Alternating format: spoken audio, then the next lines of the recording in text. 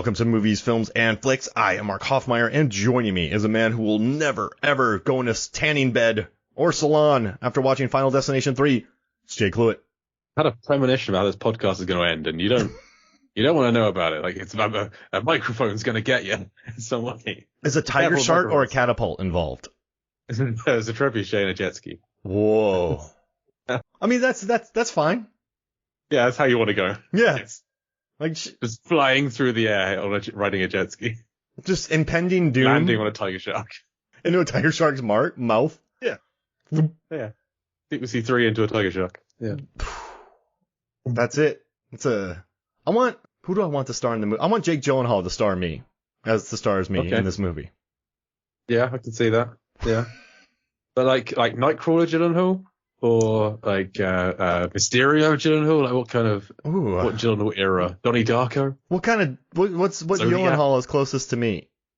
Oh God. I'm trying to think when he's been like a positive, upbeat guy. He plays like a lot of Haunted Souls. All right, Prisoners. Prisoners Gyllenhaal is me. Yeah, sure. With the same hair and eye twitches and everything. Yeah. All right, that's it.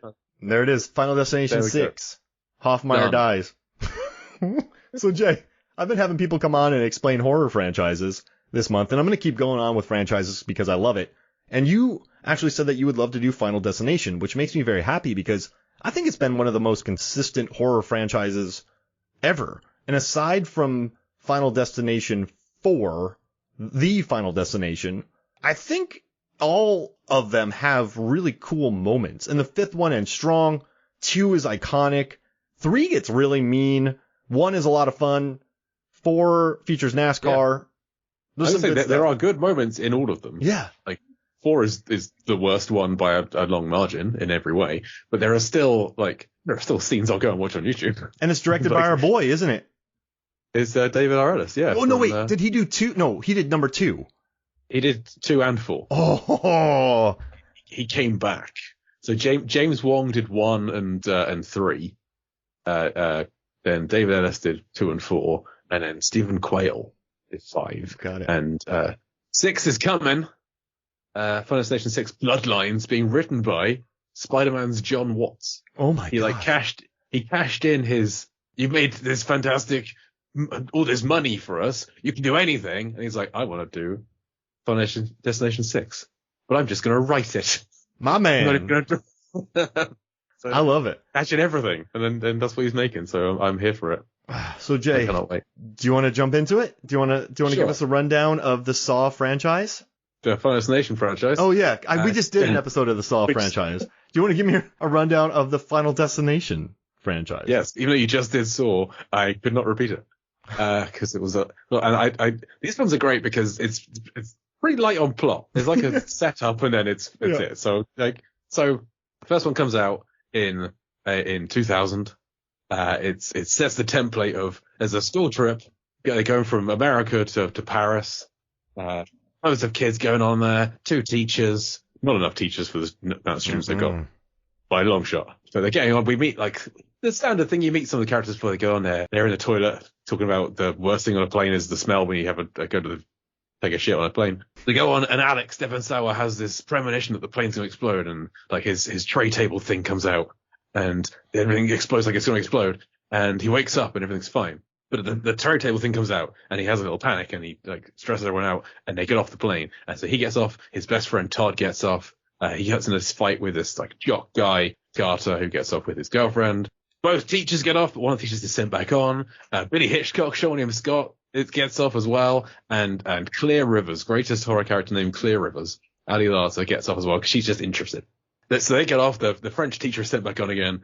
They're all in the airport, they're arguing about it, and then the plane explodes and it blows all the glass out of the airport windows. And it's a fantastic sequence. And everyone's like, oh my god, what just happened? You had a premonition, then it came true, and everyone we know died.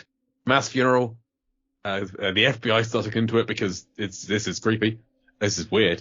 So like the little time later, Todd, it looks like he hanged himself in the shower, but we saw something different. We saw this magic water coming out from underneath the toilet that came and slipped him up. And then disappeared back again. This is like the only entry in the franchise that has like magic. Yeah, yeah. I think they cycle that back a little bit in future ones, but The magic water makes it look. Doesn't this one just want to make people seem? Oh, no, I'll let you cover it. I'll let you. Sorry. Like, because Todd's brother was on the plane. He died, and they feel like he had survivor guilt or something. And so he killed himself. And Alex has a premonition of this because he throws his newspaper at a fan, and just the word Todd lands on his desk because it's shredded and it says today. I haven't seen any of these films in a long time. This is all just from memory. I have this image of this scrap of newspaper saying Todd. It's convenient that he just has a Todd with one D in his name, so that the word today can get shredded and land just Todd on his knee. Oh, so it's not like toddler gets shredded. It's Todd. Yeah, exactly. Because they didn't think about that. And then we're like, oh, toddler's been shredded in a fan. That's just gruesome. This is today. So he dies, another funeral. Then everyone's just in town, randomly meets up. And like, oh, what are you doing here? What are you doing here? And they get into an argument. Valerie has an argument with Carter. And he's like, why don't you just drop dead? Turns, walks into a bus. Yeah. A bus just takes her out. Beautiful. Fantastic. And it was like, what the hell? Oh my God. And now Alex is realizing, wait, people are dying in the order that they died in my premonition. Tom was first, and then it was Valerie. Who was next? It was Mrs. Luton. Valerie Newton was next. So he cycles to her house, and fantastic death sequence. She's making herself a hot coffee. It's like, no, I want a vodka. So she pours cold vodka in the hot mug, cracks the mug, rips this vodka all over the kitchen on her computer. Computer sparks, fire follows her. She slips and pulls down a rag, and knives impale in her, and a chair falls, and Alex arrives and puts his fingerprints on the knife in her stomach. This is goddamn idiot. FBI shows up, Betty Hitchcock sees him cycling away. So he's being looked into, but she is very dead. The solution is she is dead. So then the rest of them are they're all in a car together for some reason. They're heading somewhere. They're all working out. We all keep dying. Who's next? And Carter's next. But Alex is Carter's like, I'm not next. I control my own destiny. He parks his car on one of the train tracks. He's like, I'm going to get out when I want to get out. So I never quite get his motivation here. I'm going to piss in the face of death or something. But then his seatbelt doesn't work, and Alex has a premonition that he can break the seatbelt. So he does that and gets him out and saves him, which then causes a bit of scrap metal to be hit by the train and decapitates Sean William Scott with the train. There's three of them left. Alex thinks he's next, so he goes and hides out on a cabin. In a death trap cabin. A death trap cabin with rusty nails and electric pylons and all there's so much in there that can kill him. But then he remembers, no wait, he moved seats. He didn't die next. It was Claire. So he goes to save Claire, and he manages to, because he's invulnerable. He can hold these electric wires and save her from being electrocuted. And it looks like everything's fine. They're just all good and everything's fine. Everyone's going to be okay. End scene is the three of them have made it to Paris. Carter, Alex, Claire. And Alex is about to get hit by a sign, and Carter knocks him down and goes, oh, I saved you. So wait, who's next? Sign swings around and takes out Carter. End of. That buskill, Jay. That buskill rocked my theater. The buskill was iconic. Yeah. Oh, man. Just drop dead, smack. Nothing left. It's fantastic. Pancake. So, Destination 2, I only have... Oh, I didn't even mention one of the main few recurring characters in this, Tony Todd of Bloodworth. He works in a morgue. He's a mortician. He knows far more than he should do about this kind of thing. And he's like, there's death's plan. There's no accidents in death. And he's just creepy. It's Tony Todd. He's doing what Tony Todd does best and creeping everyone the hell out. Civilization 2, same thing, different setup, different deaths, but it's the same thing. And it's, in my opinion, a better film. 2 is my favorite of the franchises. I rented it on a movie night with some friends for a birthday one time, and we watched this, and it was great. One is very mean, right? One is mean, and then this one's more fun, if that makes sense. Yeah, there is still some mean in it, but it's having more fun along the way. This one kills a kid. So. Oh yeah, that's true. Pigeon's gonna kill your kid. Yeah, okay. So this one, the inciting incident is a car crash. Our main lead is Kimberly Corman, played by AJ Cook. She's going on a trip with her friends, and as they're going there, they Highway to Hell's on the radio. They passed a bus of kids all going like, "Fire up, fire up!" And there's a kid ramming 2 toy cars next to each other in the car. Lots of signs, and then there's a log truck. There's the iconic, the greatest villain in all of horror cinema, the log truck. And no one has ever driven behind a log truck and not thought about this film ever since 2003. In the past 20 years, no one's driven behind a log truck calmly and peacefully. It doesn't happen. Mm-mm. The chain comes undone. A log goes through the windscreen and smushes the cop. whose name I can't remember. It just doesn't matter. He survives the film, but you never see him again. And with like all these characters, this is a one and done for everyone in this film, I think. Except for one person. He gets taken out. There's a motorbike cuts a guy in half. Everything's exploding. And the last ones to die are AJ and her friends, because their car is flipped and they're stuck. And there's a giant big rig coming towards them that smushes this guy, Evan Lewis, who, he's in a sports car. Oh. He's on fire. He can't get out. And then this truck just kind of plows through him. Then AJ wakes up and goes, oh, and then things start to happen, and she stops to get out of the car, holds up the whole queue of traffic, and the pilot happens. You get the gist. And there's also, she sees another lady who she thinks gets killed in the crash. Nora, her name is. She was driving a van. She's pregnant, but spoiler alert for later, she doesn't get killed. They just think she does. So then people start dying again. Evan, I love Evan's death. One of my favorite deaths in the whole franchise, because he's in a kitchen and so many things are going to kill him. He put magnets in the microwave. His wrist gets stuck in a trash, in the garbage disposal, because he's got this big expensive watch. He's just won the lottery. So he's got all these, voicemails from his previous ex-girlfriends. And he throws his spaghetti out the window. His kitchen's on fire. He leaves, he gets up the fire escape. The ladder doesn't go all the way down. So he's, oh, phew. Jumps down, manages to get past, slips on the spaghetti, ladder comes through his eye. It's a fantastic sequence. Incredible. And there's magnets on the fridge that say hi E, like hi Evan, and the H falls off and it's I. That's what's going to kill him. So a lot of setup in this one scene. Setup is for no one. No one there has premonitions. It's just for us, and I love it. So that's how he dies. You have as a dentist office. You think the kid's going to die, and there's a mother and son. Oh, since watching this film, because they have a bottle of water that he drops it and it gets stuck underneath the brake pedal. That's why his mum can't brake. I don't put anything in the footwell behind the driver's seat of our car in case it could roll forwards. It's just watching this film has been you don't do that. We have tennis balls in the car for the dogs, so they don't go anywhere in that footwell. No, it's terrified me. So they think he's going to die in a dentist's office because a toy fish lands in his mouth. That's all just distraction. This is nothing. This is just what happened to him that day. Because AJ has a premonition that he's going to get killed by pigeons. And so they go out of the dentist's office, he sees pigeons, runs towards them, and a giant sheet of glass just crushes him. It falls off of a crane because pigeons hit the crane, and it smushes him into a human pancake. He is a puddle. There is nothing solid left of him. A crepe. His mother, very distraught, they go and have a meeting because they've got all the survivors.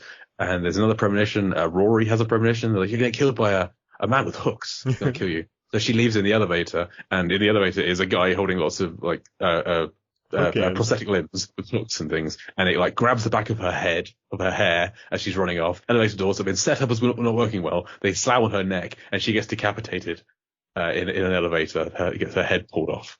It's horrible. Just an awful way to go. I didn't mention that all of AJ's friends got taken out. When she got out of the car, her car still got hit in the pile up at the start, so she's on her own basically. They were the worst anyway, so get rid of them.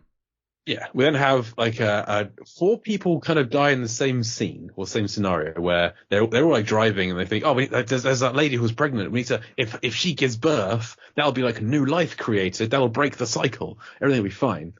As I've said earlier, she survived, so the baby's always going to be fine. So this is just null and void.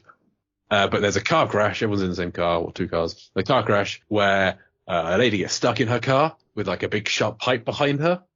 And everyone's like, we need to pull it. One guy gthey injured, so they take him to the hospital. The motorcyclist goes to the hospital with Claire. Claire is back in this. They get Claire out of a mental asylum. Because Alex died between films, but Claire is still alive, but she's now in a padded room when anyone comes see her wearing a belt or shoelaces or anything. So they got her out to help, which seems like a pretty stupid decision on her part. She should just tell them, just get in a padded cell. That's all it's going to say is a padded cell. Leave me alone. Go away. Without sinkholes underneath or anything on a cliff. Just the safest. It's not a planet. Yeah. You cannot escape death. It comes for us all. So she goes to the hospital with the motorcyclist.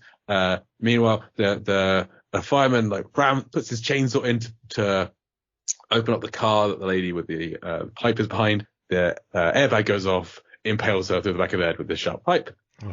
She drops a cigarette. it lights petrol, explodes, and one guy is chopped into 3 pieces by the bit of fence. This wire just kind of slices through him, and that shot of him just after he started to slide apart was my desktop wallpaper for a while. Just oh man, yeah, it's a really cool scene. Yeah. Image.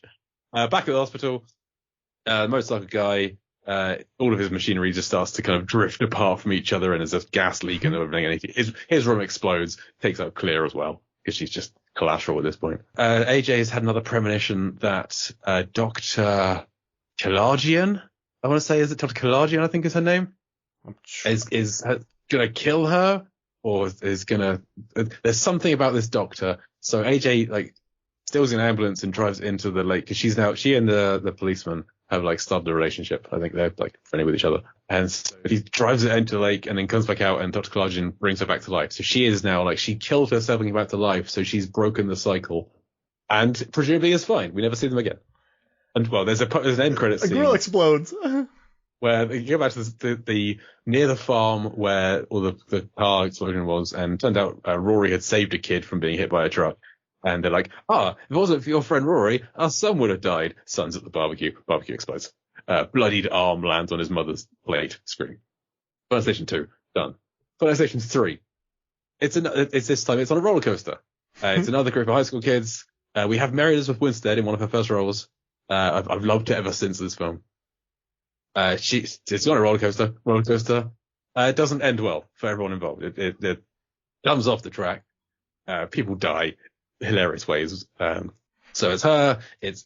She's there with her boyfriend and her friend and his boyfriend, but they sit not with each other. So she sat with her friend's boyfriend, and so their partners both die. In both scenarios, they don't survive either way. They're dead. They're gone. We also have there's another jock guy. There's this kind of creepy guy, Frankie Cheeks, who graduated a few years ago but still hanging around. There's the 2 Ashleys. Who's creeping on, and there's these 2, there's mystery. We don't. There's the goth kids, Ian McKinley and Aaron, and there's these 2 who are these 2 other people? We don't know who they are. They just kind of got off and ran away. Couldn't possibly, I don't know, the main character's sister, possibly, because it absolutely is. Played by the lady Amanda Crew from the Silicon Valley. I thought you were gonna say Sex Drive. Yeah, she's from Sex Drive as well. Yeah.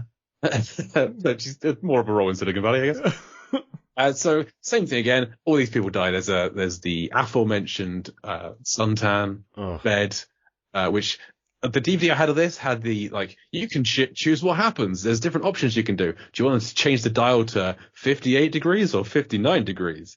And if you do one of them gets out of the suntan bed and dies in a different way, but still in the same room. There's just more nudity. It's a really okay, 2006. I see what you're doing. Please don't do this again. It's such a gratuitous. It's so and mean. Well, and with Frankie Cheeks, it's do you want them to beep their horn once or twice? If you beep it a second time, he turns around and they save him, and then he gets sent to prison because he's luring women back to his house to photograph them. Oh, Frankie. And they're just gonna get arrested. It's really okay. What I don't know what's going on, but he gets Frankie Cheeks gets taken out by a lorry, comes and slices the back of his head with his motor. The jock guy, he gets smushed by there's these swords at the gym that kind of cut his weight machine, and he gets smushed. He works out angry. He does. Erin gets taken out with a nail gun. Oh. That's the gruesome one of this one is the nail gun to the face.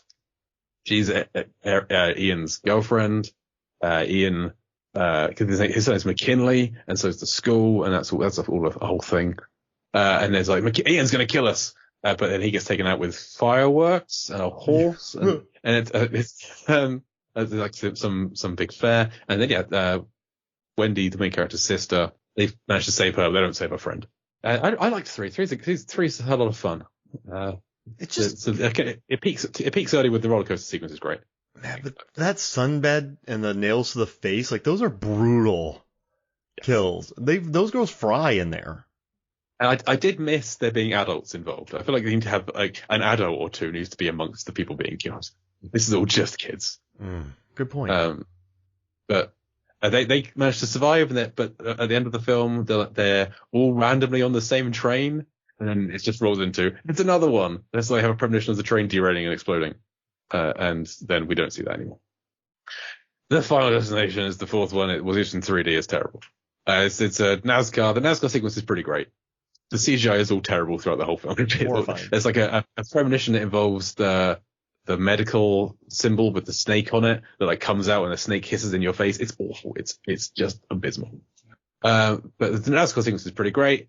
There's some fun deaths. There's a lady who gets a stone through her eye thrown by a lawnmower, and she's at the hairdresser's. There's a guy who gets like pushed through a metal grid fence when something explodes behind him and just kind of forces him through into chunks, like Colin Salmon in Resident Evil. If you want to explain the Resident Evil franchise to somebody, Mark, I'll happily come back and have that happen. Oh. I love that franchise. I can't do that, but you could. I would do it. There's two simultaneous water deaths that we will definitely cover at some point on Deep Sea, the podcast, where one's being drowned in a car wash, and one guy, but they save her, but they don't save the complete arsehole guy who has his entire innards sucked out through his ass in a pool filter in this bloody geyser spray in what is maybe the worst way to go in any of these films. Michael T. Williamson from Con Air is in this. He plays a guy who like becomes suicidal, tries to kill himself a bunch of times, but he can't do it because he's not next. And then he gets taken out by a rogue ambulance when he suddenly now is next. And he just felt like, oh, this guy couldn't die. And then he like got over it and wanted to live, and then they killed him. It's just tragic. There's fun to be had with this movie. Yeah, there's a racist who gets killed trying to put up a fire cross outside of Michael T's house, and he gets dragged down the road by his own truck with "Why Can't We Be Friends" playing blasting out of his radio. And then the whole final sequence is at a shopping mall where like a cinema catches fire and escalators eat people, but they kind of get out. And then there's a scene in a coffee shop at the end of that one, but that a car crash comes through and just wipes out the coffee shop. And the end credits are pretty cool. It's all like how people died, but in skeleton form in all the previous films. Then we get to debatably the best film of the franchise. Final Destination 5 has a lot of fans. It's really good. The bridge sequence at the start, excellent. Just incredible. It looks good. It looks great. And there's some great deaths. The guy gets tarred. Someone gets cut in half by corrugated steel. There's like metal rods that impale people. David Koechner is in this film. Courtney B. Vance is in it. Tony Todd's back for a little bit. PJ Byrne. There's some fun people in this one. So yeah, this one has a wrinkle in that if you kill someone, you can take their life. It's Pirates of the Caribbean 4, kind of, but better than that. So they people die. One guy goes to acupuncture. He steals a dead colleague's voucher to go to a health spa, and he gets killed there. He gets all the little acupuncture needles put in him, and then he's like has to get out because there's a fire or something. And he like falls on them, but then a big Buddha statue smushes his head. It's real like, karma. I get it. Yeah. And the eye, one lady's going to have her eye surgery. Have her eye lasers. This is awful. She's like strapped in. She can't blink, and the laser turns on and starts going in her eye all over the place, and she puts her hand up and it gets her hand, and she ends up getting out of the machine but running blindly out of a window, and her eye is just kind of bouncing around afterwards. And David Koechner gets like a hook rammed through him, I think, because one guy accidentally pushes somebody else, and so he like takes his life, so he's not next anymore. He's like off the hook, as it were. Unintentional. Semi-intentional. And then it all comes down to the end with like one guy gymnastics. Gymnastics. I thought the gymnastics sequence is excellent.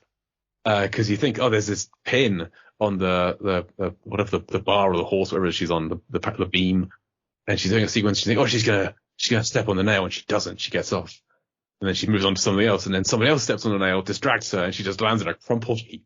A bone sticking out, and it's so mean, but funny. But just a crumpled heap, and that's the main guy's best friend's partner. So he's all like bitter for the rest of the film, and at the end of it, he's like, your girlfriend survived all of this, so if I kill her, I get her life. And so there's a kitchen fight. There's a scuffle in the kitchen where the bad guy gets killed. And then, massive twist, turns out this whole film we've not seen an iPhone, we've not seen a flying car. this isn't set in the present or the future. This is set just before the first film. This is a prequel. At the end of the film, our two survivors get on flight 815, flight 180, sorry, and they're going to go down because they don't get off with Alex in the first film. And that happens. The plane crashes, they die, and an engine falls off. And we cut to the guy who accidentally killed the guy and took his life, and they're like at a wake for him, and they're like, "Oh, it's such a shame about like that really terrible guy that you accidentally killed. He had cancer though, so he was going to die any day now." And then just the engine just lands on him and kills him. Like, wait, he had cancer and he knew, and he was still at work this whole time. Oh, the American healthcare system is terrible. Oh man. And yeah, a sixth one is coming. Who knows when, but I'm looking forward to it. It's been 12 years since the last one. I love this. What a great franchise. It's excellent. It's just, how can we get some fun deaths? How can we kill people in interesting ways? And what does it? I don't know. Death does it. They survived one cool death to have another one. And it never feels too mean. Like, there are mean kills, but it never feels like a Rob Zombie movie or anything. It keeps a funny tone to it. Like, it doesn't feel like, I mean, it's a celebration of death, but it also never feels, ugly. Does that make sense? Yeah. It's typically quite bright. Like, there are some darker kills, but it's a lot of daylight stuff. Like, there's a lot of... I feel like it never feels that mean because these are people that were already supposed to be dead by this point. Like, they already died and they kind of survived that. So this is fair. Yeah. They've got a few more extras of being tense. Like, I forgot to mention the second film. That's death tying up the loose ends of the first film. Yes. Because everyone who was being killed by the car crash was supposed to have died in some other way that was prevented by it's ripples. Like, Alex's premonition in the first film caused a teacher got shot, but he wasn't there because he'd been substituted to go and take over from Mrs. Luton. And so they just tied up the loose ends. They don't do that again. 3, 4, and 5 are just their own kind of thing. But And death made everything look like suicides in the first one. Most everything looked like a suicide. Well, yeah, suicide or like a murder. Like, they think Mrs. Luton was killed by Alex. The bus crash is just people get killed by buses. Like, get hit by a bus is a saying. Yeah. You could get so. I guess, Sean William Scott's is an accident, but like the suicide one and the murder one, like death works and then it sucks the water back. We don't really see that again in the other ones. Yeah. Well, I mean, so the second one, like the elevator death, that's just like that. This is weird. This wouldn't happen. Death is doing something here. But yeah, someone could get crushed by a pane of glass. That happens every day. Mm-hmm. But everything else, it's I don't know. It's all the hospital death. Like, if there's not enough left to check, like, wait, these equipment was just kind of wheeling away from each other and like they had minds of their own. There's no room left to analyze. Yeah, that's true. Yeah, death works in non-mysterious ways in this one. It's just trying to kill you. Yeah. Death works in mean, insidious ways. Oh, Jay. Hey, thank you for joining me, man. This was awesome. Happy to do it. This reminded me of when we did the 400th Lambcast episode, and I had everyone do 400-second long segments. We tried to do the entire MCU in 400 seconds. Oh, that's amazing. That was a stressful experience. It's like, Thor, it's accounted angles. Next one. Thor, awesome dude, becomes less awesome, then becomes awesome again. Yeah. Yeah. Thor the Dark World. I don't remember. What's next? Yeah. Nothing good. No, wait. Loki's now Anthony Hopkins. A demon wants the ether, gets the ether, dies. Doctor Who is in it. Oh, he's in the first one. No, he's in the second one. He's Malekith. Doctor Who is Malekith, but then who cares? Yeah. Well, listen to that episode and check these out. And we're going to do more of these, Jay. And we might even do more on Deep Blue Sea, because these are fun. Oh, yeah. And I want to do a Final Destination Water series now, because why not? Yeah, absolutely. All right, man. Well, thank you for joining me. Thanks. All right, so for me, Mark Hoffmeyer, for Jay Cluitt, this is Movies from the Flicks. We'll see you next week.